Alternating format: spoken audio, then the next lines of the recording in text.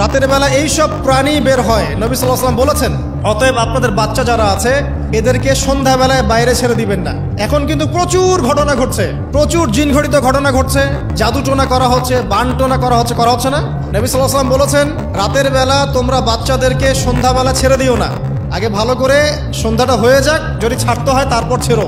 তারপর রাতের রাত যখন গভীর হবে তখন তোমরা এলোপাথালি ঘোরাফেরা করো না, রাস্তাঘাটে বনে জঙ্গলে ঘোরাফেরা করো না, কারণ এই সময় এমন কিছু মাখলুককে আল্লাহ পাক ছেড়ে দেন যাদেরকে তোমরা দেখো না। এখন সায়েন্সের যুগ তো, মানুষ মনে করে এগুলোর কোনো ভিত্তি নাই মনে হয়। কোরআন বলছে জাদু সত্য, কোরআন বলছে জাদু সত্য। কোন সূরা? সূরা বাকারা আয়াত নাম্বার 101, 102 পড়ে দেখেন। ওয়াত্তাবাউ মা তাতলু শায়াতিন আলা মুলকি সুলাইমান, এই আয়াতটা পড়েন, বিশাল একটা আয়াত আছে। ওয়া মা কাফারা সুলাইমান ওয়ালাকিন্না শায়াতিন কাফারু ইউআল্লিমুনা আন-নাস সিহর। এই সিহর দিয়ে কি হতো? মা ইউফাররিকুনা বিহি বাইনাল মারই ওয়া যাওজি। সুলাইমান আলাইহিস সালামের সময় এই জাদুবিদ্যার প্রচলন ছড়িয়ে পড়ে। এই জাদু মানুষ শিখে কি করছিল? নারী পুরুষের মাঝখানে, স্বামী স্ত্রীর মাঝখানে বিভেদ সৃষ্টি করছিল।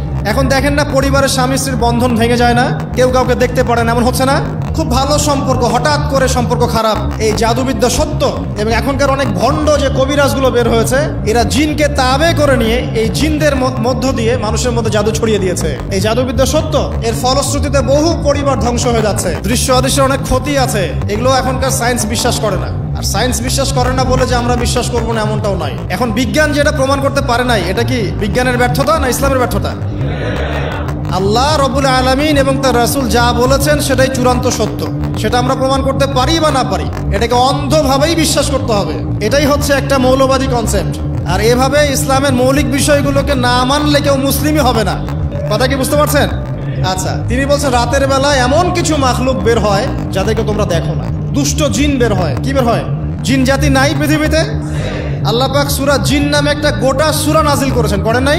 কুলু হিয়া ইলাইয়া আন্নাহু ইসতামা নাফারুম মিনাল জিন্নি ওয়াকালু ইন্না সামি'না কুরআনান আজাবা। জিনদের একটা দল কোরআন শুনে বলেছিল যে আমরা অদ্ভুত আজব একটা কোরআন শুনেছি। তারপর তারা গিয়ে তাদের কওমের কাছে ইসলামের দাওয়াত দেয়, ওই কওম ইসলাম কবুল করে। এটা নবী সাল্লাল্লাহু আলাইহি ওয়াসাল্লামের জীবনের সেই সময়কার ঘটনা, যখন নবীজি তায়েফ থেকে ফিরে আসছেন। তায়েফবাসী তাকে অত্যাচার করলো, তিনি নাখলা উপত্যকায় এসে নামাজ পড়ছেন, ওই নামাজের কেরাত শুনে জিনরা ইসলাম কবুল করেছে। তো সূরা জিনে আল্লাহ পাক এই কথা নাজিল করেছেন। তো আল্লাহ পাক যে বলছেন জিন জাতি আছে, আল্লাহ কি মিথ্যা কথা বলছেন? নাকি নাসা যখন বলে এলিয়েন আছে তখন ওইটা সত্য, আর আল্লাহ বলছেন জিন জাতি আছে এটা মিথ্যা? তা আমাদেরকে আবার নতুন করে মুসলমান হওয়া লাগবে এখন না? আমাদের কনসেপ্ট চেঞ্জ হয়ে গেছে।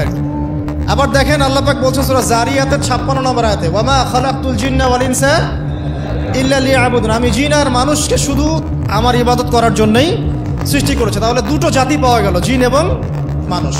জিন কিসের তৈরি? আগুনের তৈরি। মানুষ কিসের তৈরি? কাদামাটি। ফেরেশতা কিসের তৈরি?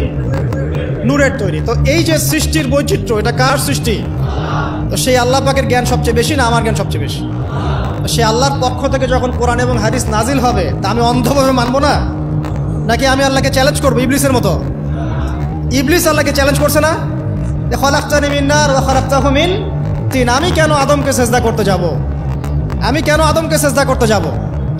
আপনি আদমকে সৃষ্টি করেছেন মাটি দিয়ে, আমাকে সৃষ্টি করেছেন আগুন দিয়ে। তাহলে আমি আদমের চাইতে সুপিরিয়র, আমি আদমের চাইতে সেরা, তা আমি কেন ওকে সেজদা করতে যাব? তো ইবলিস আল্লাহকে চ্যালেঞ্জ করলো না? এখন আমরা যারা আল্লাহকে চ্যালেঞ্জ করছি, এখন এই বিশ্বে যারা আল্লাহকে চ্যালেঞ্জ করছে, কোরআনকে চ্যালেঞ্জ করছে, হাদিসকে চ্যালেঞ্জ করছে, এরা কি আল্লাহর অনুগত বান্দা না ইবলিসের এজেন্ট?